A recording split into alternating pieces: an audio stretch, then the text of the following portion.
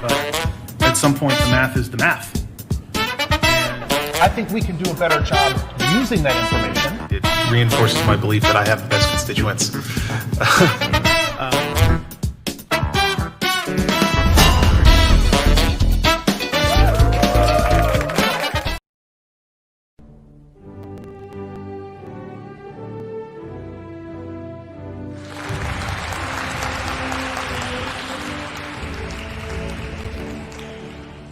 Congratulations, class of 2020. Even before you hold that diploma in your hands and take those first steps as a high school alum, you will have faced a crisis unlike anything seen by your parents or even your grandparents. Well, hello, Austin. Hello, Clawbackers. I hope you enjoyed a little bit of the clip from the video I put together to congratulate all of our graduates, our high school graduates, in this crazy and ridiculous time. You can find the full video on my Facebook and YouTube pages, the same video channels where you are watching the Clawback right now. Take my name off the corner there. Y'all know who I am. It is a special edition of the Clawback. We are talking to folks from Westwood and McNeil High Schools. Their graduation ceremonies have occurred. Their diplomas are being delivered. The end of the school year, entering into a pretty crazy unknown future. I'm looking forward to this conversation. But first, let's dig in a little bit to the latest on the crisis. I'm going to share, as I've done a few times before, we will jump into this. Make myself a little bigger there. Here's the city's website that has all of the information you need covering COVID-19. You can see all the languages. You can see the self-assessment because the city is providing free public testing if you qualify, so you can see that. And then, of course, the dashboard and all the other related information, austintexas.gov/COVID-19. Here is the dashboard, which has been updated a few times. It's really good information. You can see the new cases reported per day. You can see hospitalizations per day, breakdown by race and ethnicity. We're still having a pretty dramatic disparate impact on the Hispanic community in terms of hospitalizations. A lot of work going to be done to try and rein that in and get that back to something that is a lot more fair and reasonable. And then on the zip code chart, I wanted to show you, this is the dashboard that covers Travis County plus City of Austin. So when you see the map here, you can see the zip codes going up into Williamson County, but it's only counting the cases from those zip codes that are in Travis County / City of Austin. So it's a little confusing. And then when you go over to the Williamson County, here's the dashboard provided by Wilco. Their URL, wilco.org/coronavirus. Here's their dashboard, and you can see that they do kind of the reverse of that, where they show the cases all across Williamson County and the City of Austin, but only the Wilco part of the City of Austin. And only because the universe has to make things as complicated as humanly possible, zip codes cross the county line. So 78750 is probably a good example. You can see it has very few. That might even be 0, although on the Wilco side, it doesn't give you the exact number.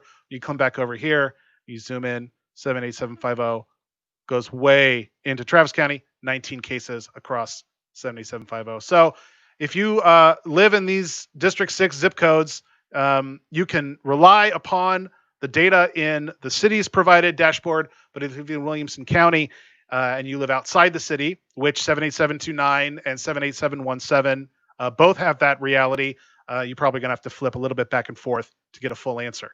But nonetheless, all the data is being published, and as real time as we possibly can. You can see that the dashboard for the City of Austin updated just last night. Something else I want to show, the city is looking at reopening some of its own services. Now, we've shown you this chart before, the risk-based guidelines, and you can see the different stages. What I want to point out today is that first column. I'm going to make it a little bigger. Let's see, how do I do that? There we go. In that first column, it's determined by the 7-day average of hospital admissions related to the virus. And we've been at stage 3 since this chart was put together about 2 weeks ago. And you can see in the dashboard, we show hospitalizations per day, but we're not necessarily showing that specific 7-day rolling average. I've asked the city staff to put that together, but I actually have a chart. Because in the press release you can find on the city's website, austintexas.gov/COVID-19, and you scroll down, you can see that they have published that data in a static chart. Again, I want to get it onto the dashboard for you. And you can see that line. Now I'm colorblind, so I assume that it's a green line, but don't at me if I'm wrong on the color.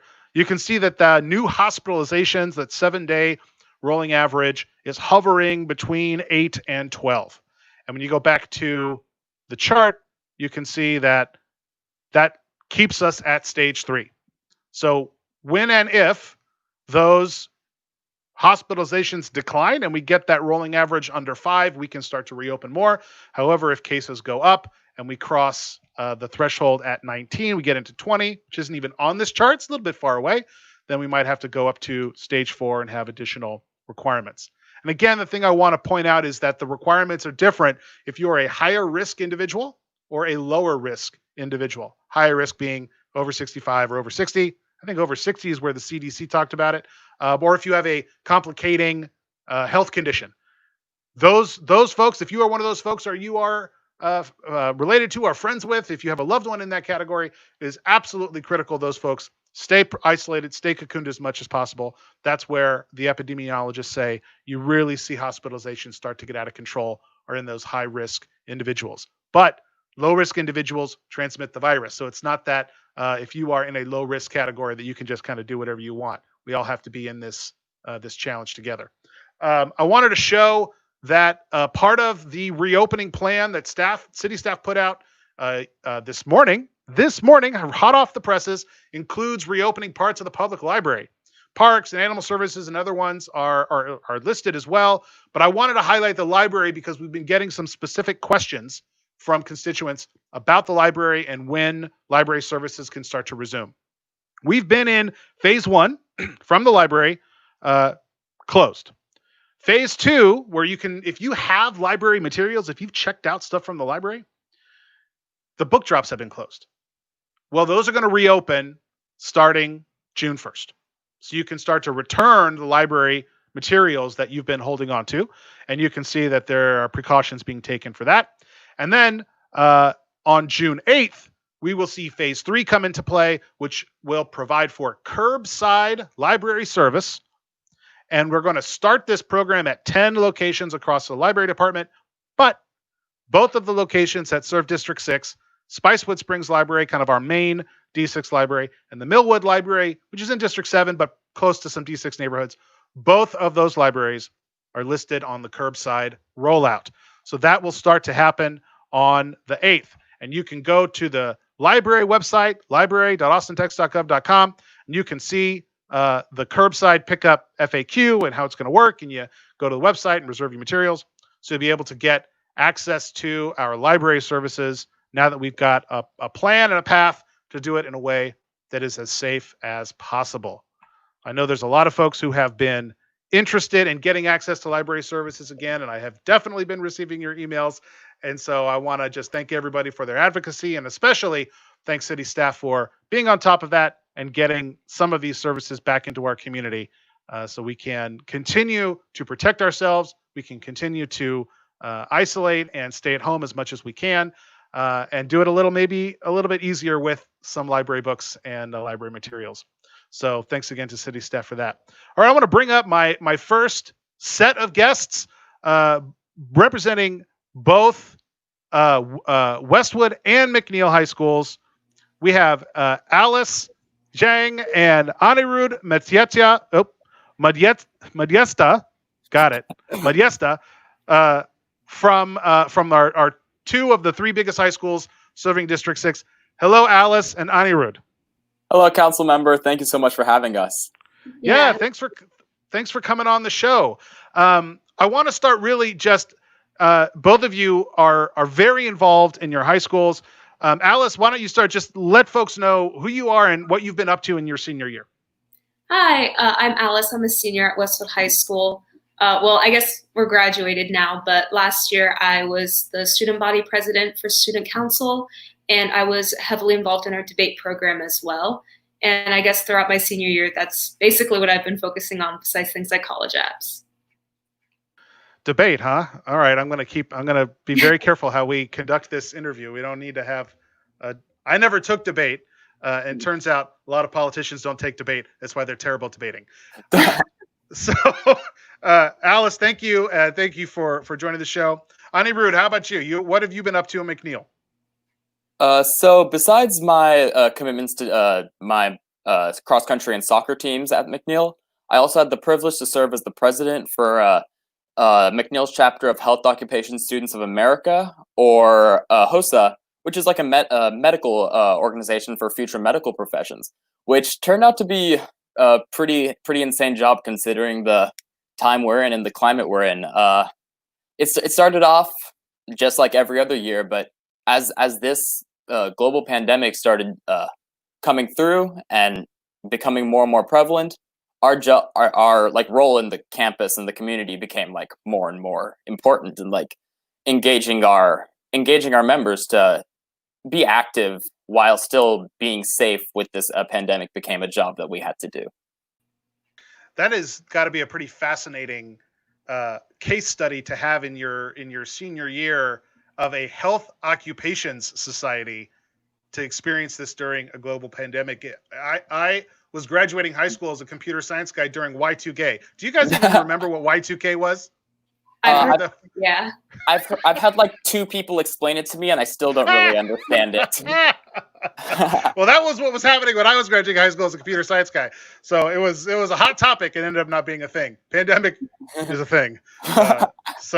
But I will say I'm going to get messages if I don't say it. You know, there's a lot of tech industry in this part of the city, and Y2K wasn't a thing because tech workers solved it. It's not that it wasn't a thing. It's because tech workers solved it. And, you know, if we had a minimally functional federal government, that may have been the case with the pandemic too. So tell me, Alice, why don't you start? Tell me what, just explain for folks what you've experienced in this last semester of your senior year, and just how everything has changed for you. Yeah, so I guess our second semester started off pretty normally. Like we would read, or like I guess my family, we would read about the news and be like, oh, I'm sure we'll be fine, right? But then by like February and March, we realized that our senior year is probably going to get cut off pretty early. And we were all holding on to the hope that, oh, maybe it'll be okay until like March or April after all of our activities are done. Like I know I have a ton of friends in organizations like DECA or HOSA where they have their state competitions or international competitions coming up. And just one by one, they just kept getting canceled. And by then we realized that, oh, this second semester is not going to be going how we thought it was. Like things like prom got canceled. And then right after spring break, when they announced that we wouldn't be going back to school, we figured that basically anything that we had looked forward to for the past 4 years would be canceled or postponed. And it's just been really different trying to, I guess, adjust to online school while thinking about like going to college and graduating and stuff. Put myself on. And as student body president, I imagine that the student council hearing from students. I mean, what have you heard from other students in your role as the leader? Yeah, so we had, because like our student council plans things like prom, and so we got a lot of concerns from our classmates about like whether or not it would still be happening or if it was postponed, things like ticket refunds and things like that. But other than that, there's also questions about, oh, how will the future school years look, or how will we handle online school and things like that. And at the end of the day, like our student council didn't get a lot of the information either, since I guess like our ISD and like our administration were also, working on it at the same time. And so we weren't able to provide as much information as we would have liked. But I like to think that we did give them enough support, or at least some measure of like stability. We did a ton of events to try and reach out to the students and remind them that, hey, we're still here and we're still a student body and we'll be here to support you. Well, I had at least some folks reaching out about the car parade, and I'm glad that we were able to help the seniors get through the process to have the car parade. We're all trying to figure out how to just do this. There's just not a template. And then and for sure. what an experience for you to have been student body president during this historic and unprecedented. I mean, write a novel, Alice. I feel like there's a novel in it where you could just talk about your experience. Yeah, for sure. Anirudh, what about at McNeil? What were you experiencing on the McNeil side? Yeah, I experienced a lot of the same things that Alice was talking about. There was a lot of uncertainty just going through the campus about all our different traditions and events that were supposed to happen come March, April, May, and I was nervous just because things keep on getting pushed back and maybe postponed. There was a lot of uncertainty in the entire situation, both just because of how new and how unexpected the situation was. So there was a lot of uncertainty with events like prom and graduation. I was personally a little nervous with like whether we'd end up getting a lot of like kind of watered down like substitutions of these events that wouldn't really serve to like truly honor like all the hard work that our classes put in, and rather just kind of feel like a replacement. However, what I did see is that a lot of the things the district managed to do were actually like really valuable. I felt like especially with the event they put on at the Palace. I honestly felt like it was a lot of fun. I had a great time there with my family, and I feel like it was a really good way to honor the students in a way that was safe, but still like made them feel like they were part of something great, part of something that's like going to go down in history. Well, congratulations to you both for graduating in a very crazy time. And I can imagine that you've heard a lot of speeches and a lot of people talking to you about what all of this means. And of course, we're all making it up. Nobody really knows what any of this is going to mean. But I will say, being the graduating class during this time is a badge of honor that you all get to wear the rest of your lives. And having to be flexible, having to adjust, having to reinvent things on the fly. These are skills that will put you ahead of the game for your future careers, for your time in college. Nobody would have wished this, but I think y'all are gonna do great, and I'm really proud of you, and so congratulatory for your success in graduating high school. Before you go, tell us where you're headed next, Alice. Oh yeah, so I'll be at Harvard in the fall. Not really sure if it's mine or not, but we'll see. That's amazing! Congratulations, Alice. Thank you. Anirudh? I'll be attending Texas A&M University. Giga Maggies. All right, get him off the show. I knew that was the reaction that was going to happen. I feel like I have to leave now. I feel like I'm about to get booed off the stage. I don't have sound effects. I need sound effects because, well, congratulations, Anirudh. Thank you so much. A&M's perfectly fine school. What I love about congratulations to you, Alice. That's awesome. Congratulations. That is amazing. And I work with folks who are Aggies, and they're human just like everybody else. So I know it's surprising. That's right. Well, congratulations to both of you, and thank you for spending some time with me and being on the show today. Yeah, thank you so much for having us, council member. Thank you. That was pretty awesome. And how cool that we got to kind of get the little college reveal there at the end. Kudos to Anirudh for being on the spot with the hat reveal. Our next guest, as we normally do, we're going to bring on a musician, and of course, Kate Messer, who is my musical director of the show, has been bringing on some pretty amazing musical talents. But I'm excited to have today a student musician joining the show for the first time, I think. And so I want to bring on Magda Ria. Magda, thank you for coming on to the show. Thank you for having me. So you're a sophomore at Westwood, is that right? I'm going into my junior year, but I just going into your junior year. Yeah. So not having to worry about graduation, what has your experience in finishing your sophomore year during this time? What has that been like? Well, it's been hard. I definitely know that a lot of people have it harder because, juniors are looking into colleges, seniors are leaving, And I think the hardest part was that a lot of my friends this year were seniors, so I don't get to see them again, and they're going off to college, and that was really hard. But I mean, our senior plays at the end of the show got canceled, and I was supposed to act in one. And then we had a lot of end of the year things just to say goodbye to everybody that we aren't going to get to do, and that's been the hardest part, I think. Yeah, that's a real shame. But you all have your own music career in addition to being a new junior at Westwood High School. Are you perform? You also write songs? Is that right? Yes. So when did that start for you? I mean, I can't even imagine. Well, my family's really musical, so I've been, involved in music since I was really little, and then I started writing my own songs about 2.5 years ago. Wow, that's awesome. Oh my gosh, I'm so jealous. I wish I could do that. But you're not just a solo act, you're in a band. Tell me about your band. Yes, I am. We're called Cold World, and we started pretty recently.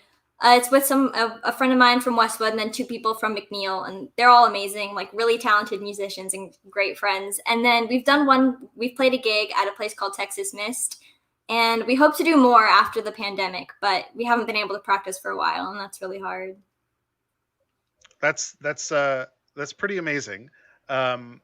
You said you were also going to be in the play, so you're also an actress? I am, yes. What have you been in? A lot of school shows. I'm also in the Zach Acting Conservatory, and I work with an ensemble called Changing Lives. Wow. Is that qualify you as a triple threat? You have all the... It does. I'm not a great dancer though, so it's a bit shaky there.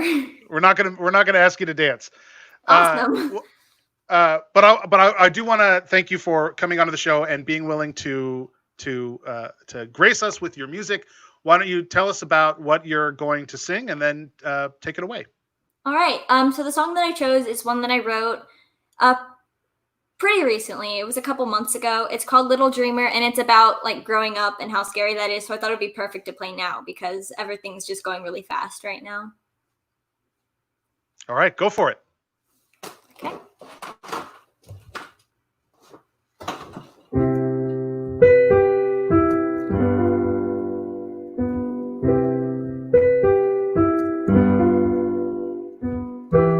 Imaginary friends turn to real ones.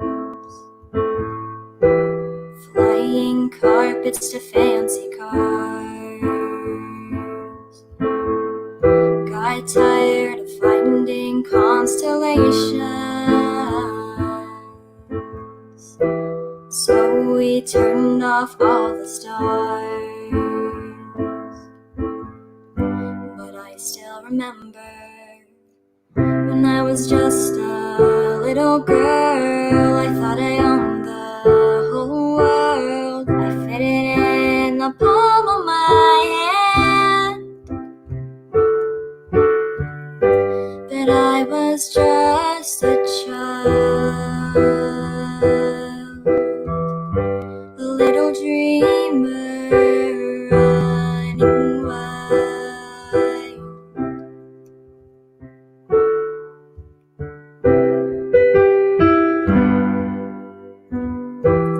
I'm done reading old nursery rhymes. I read chapter books instead. Now I color inside all the lines. Has imagination left my head?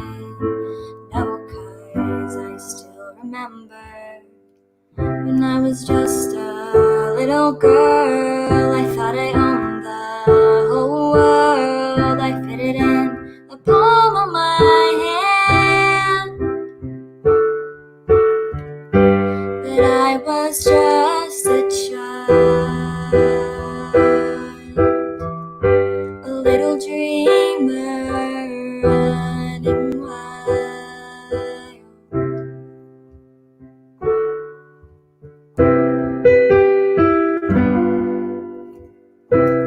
Now's the time to grow up. I know this isn't Neverland. There's no Peter Pan. I can't just let things go. It's hard, I'm scared of growing up. My childhood wasn't long enough.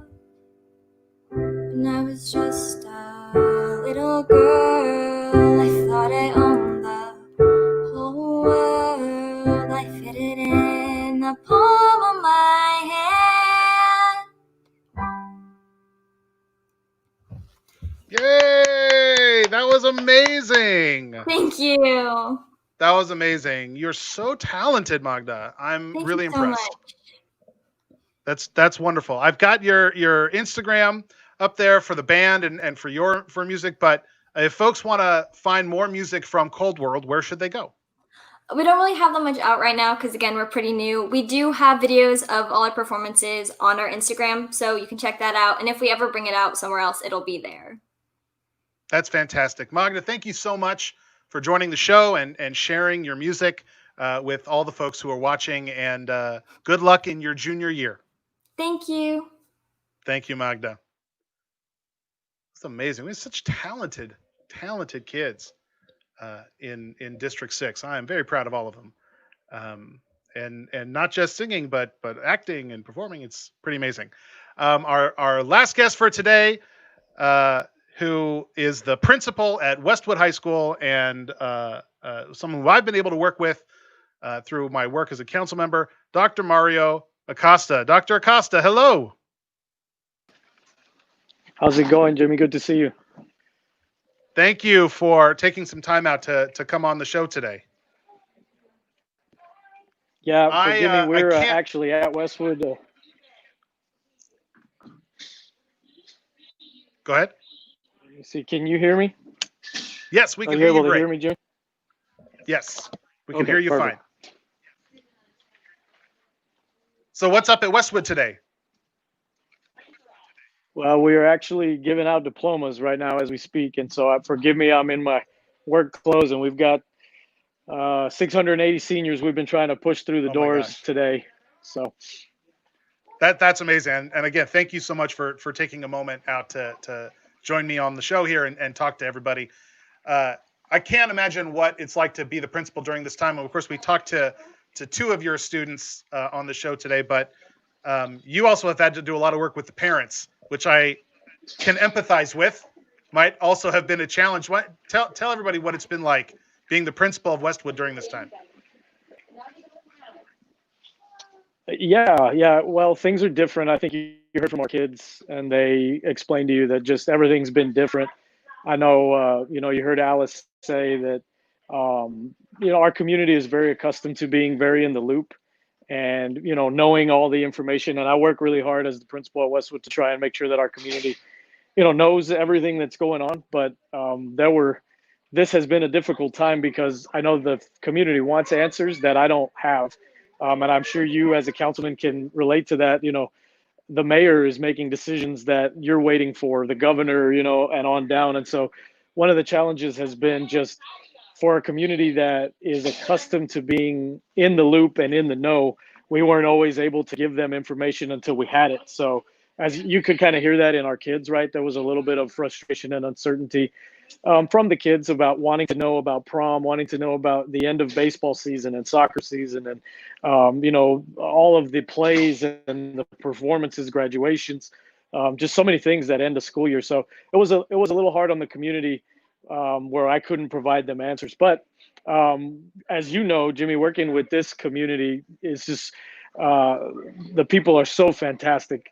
Everybody was so understanding. Our parents have been so collaborative, and they're so very understanding, the parents that we're giving them the information best I could. I worked really hard to keep everything organized for them, and I would put out weekly updates for them. So hopefully we were able to keep them looped in enough. But, there's just, even to this day, people want to know what is August going to look like.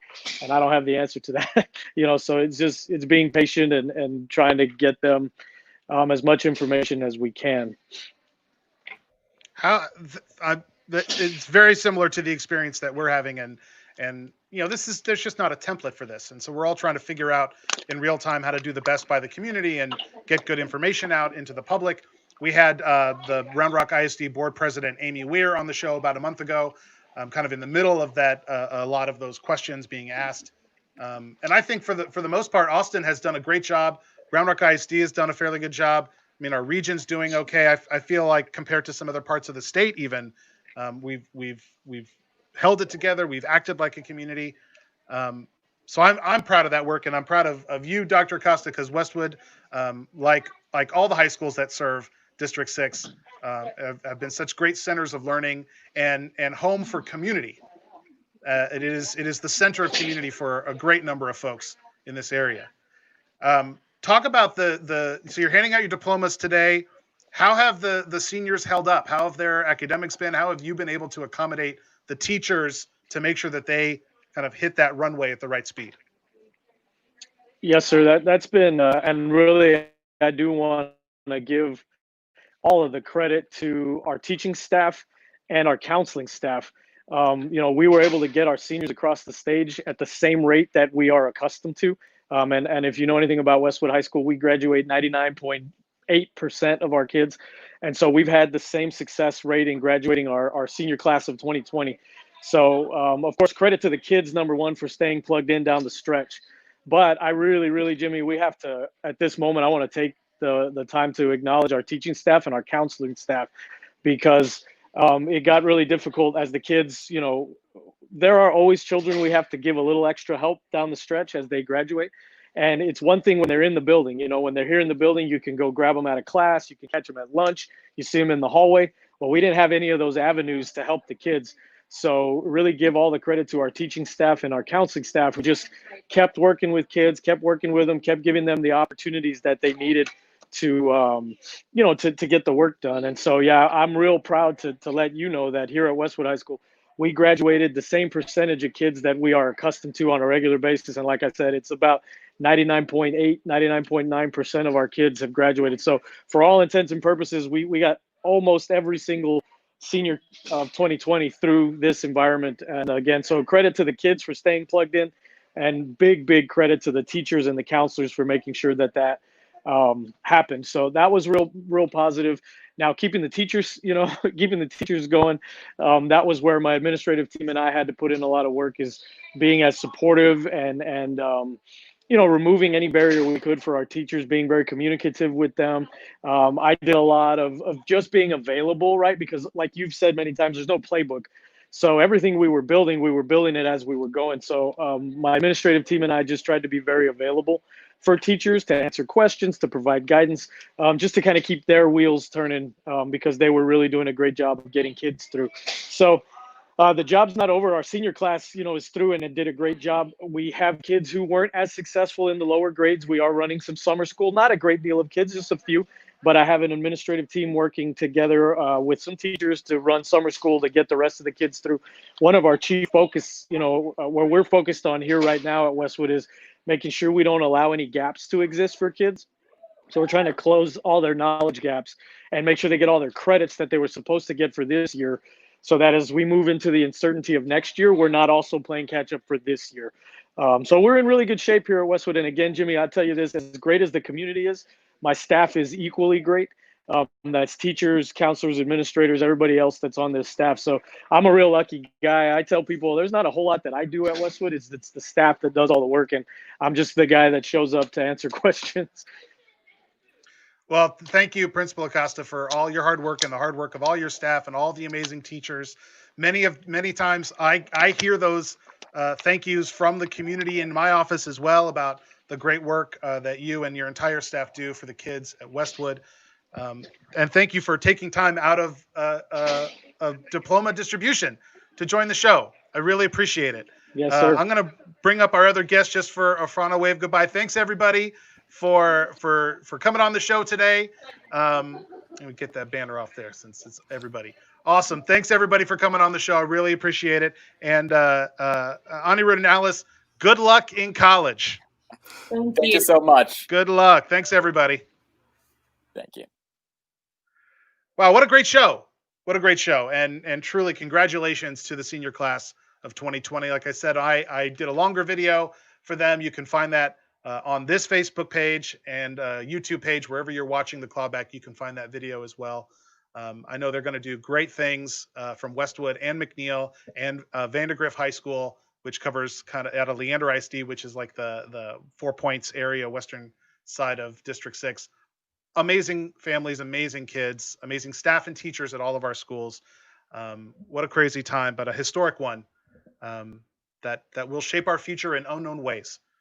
There's a lot of other stuff happening. We've got council meetings coming up. We've got 2 more in June. We've got Project Connect stuff to work on, but I'm going to wrap up the show today just with a final congratulations to our senior class.